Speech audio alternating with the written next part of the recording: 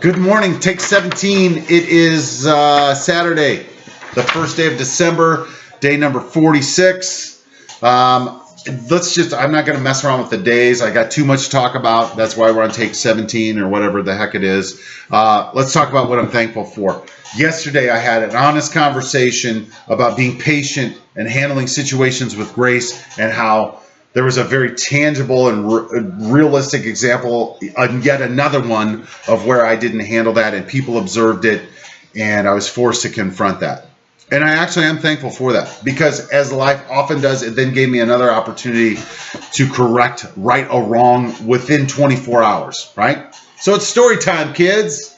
Boom, right? I'm at the doctor yesterday, just part of a regular thing, and we started having this conversation about where I'm at. I'm down a couple pounds, blood pressure's looking better. I seem like I'm not in such a bad mood. So I share with my doctor, like, yeah, I'm doing this thing where I'm vlogging, right? I'm vlogging about how I'm going to change my life one day at a time, a drip of dye in a bucket, and hopefully other people can see it and learn from it, blah, blah, blah, blah, blah. And then he proceeds to tell me a story about 2 years ago. His daughter was the cheerleader on my son's team. I lost my mind on the sidelines. I knew exactly what he was talking about, and immediately was embarrassed, shame, And then I took those. I'm like, yeah, it's over, right? Like I get crying over spilled milk, right? That's another. That was good advice that we got when we were kids. No use. What good does that do you, right? It's already over. So let's learn from it, right? Let's learn how to handle a difficult situation with grace and respond with love. Sounds simple, right? So, at about 5 o'clock yesterday, actually at 5:15 last night, believe it or not, this sales guy was sitting at his desk working on administrative stuff. Yeah, right? Me at 5:15 on a Friday. So that felt pretty good. Grinding along, all said, and you know how you get that knock in your head, like you're forgetting something, and I immediately come to the realization of bro, basketball practice is at 6 o'clock on Fridays, not 7 o'clock like it is on Mondays. You got to go, and you got to go RFN, which stands for right effing now. So then it goes from focused, get my work done, to holy shit, we got to go, right? So frantic. Next thing you know, I'm in the car. Next thing you know, I'm having a conversation with Sam, my oldest, about, hey, where's the other basketball? And I could tell by his reaction that I wasn't going to like where that other ball was. He told me. I immediately got pissed off. I immediately felt it, and it was kind of reflexive. I had a decision. Do I do the normal thing where I just yell and scream at him for a couple minutes and fill his mind full of head trash that he'll carry around with him the rest of his life? Or do I respond with love? So I just sat there for a second. And amazingly, I remember pulling out of the driveway and starting. And by the time I got to the end of my street and was turning out of the subdivision, I had already gone on to the next subject. Like, hey, let me tell you about the conversation I had with my doctor today, right?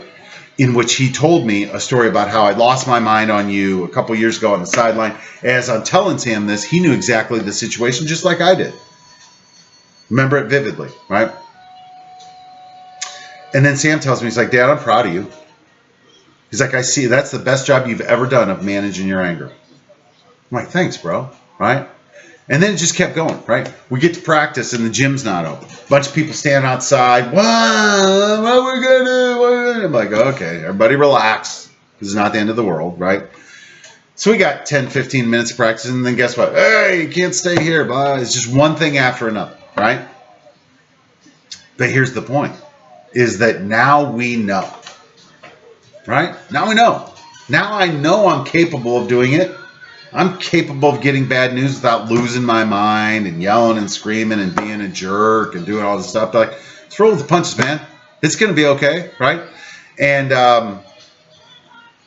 just remember, it's never too late. It's never too late to change, right? So with that, I think we're going to close, right? I want to reiterate a couple things, right? Number one is that we will always feel the pain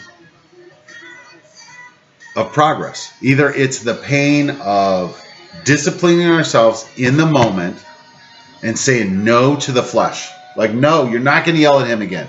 No, you're not going to scream at him. No, you're not going to do this. You're going to look in the mirror and say it's your fault. Fault versus responsibility. Did Sam have some fault? Of course. Who cares? He's 11. You're responsible. My failure to plan and make sure that my stuff was ready to go before 5:15, my failure to be unorganized should not be taken out on him. Number two, for those of you who just showed up here today or keep coming back, and we talked about the fear, here is the deal, right? Like, I am in training, right? I am learning to discipline myself on every level. What I think, how I act, the words that come out of my mouth, because I know that I'm called for something greater. My passion, what I want to do is I want to take all of these life lessons that I've learned, all the times I've been kicked in the teeth, all of the times that I thought it was a negative outcome, and realize that this was just part of the journey. And that, right, like, this is what I'm supposed to be doing. I'm supposed to be helping other people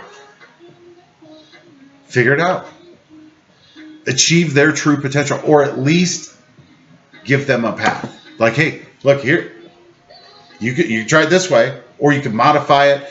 And then most importantly, the real crazy dream is infrastructure. Give them a place for lost souls to come, right, and get better. A recovery city, right? So I was trying to say yesterday, but the head trash that I'm carrying around, you're not smart enough, you're not, F that, right? Like, we don't, no thanks, no thanks. We can do this. We can do this together. So with that, I think I'm done for the day, right? Like, it's Savage Saturday. I'm excited. Woke up before my alarm again this morning. Can't wait. It's going to be a great day. So hands up, peace out. We're better together. Go Sooners. If you're a Redskins fan, find a different team. They suck, right? They keep making bad decisions. We can talk more about that yesterday, and kudos to the Kansas City Chiefs for cutting Kareem Hunt's ass. Kareem, you're probably not going to listen to this, but man, you don't treat girls like that, right? And you certainly don't get to treat girls like that and play in the NFL. Good for everybody for finally making a great decision. Saying, no, we're not just going to talk about how domestic violence isn't accepted. When we have a situation, we're just going to shut it down, right? And Kareem, I'm sorry that you have to be the poster child this time, right? But think of all the guys that were there before you. Ray Rice had to be a poster child, countless other guys, right? Like, you can't say that you hadn't been warned, all that stuff, just like none of us can. You got this, bro. Bounce back. It's not when we fall, it's how many times you get back up, right? Am I done ranting for the day? I think so. All right. See you guys tomorrow.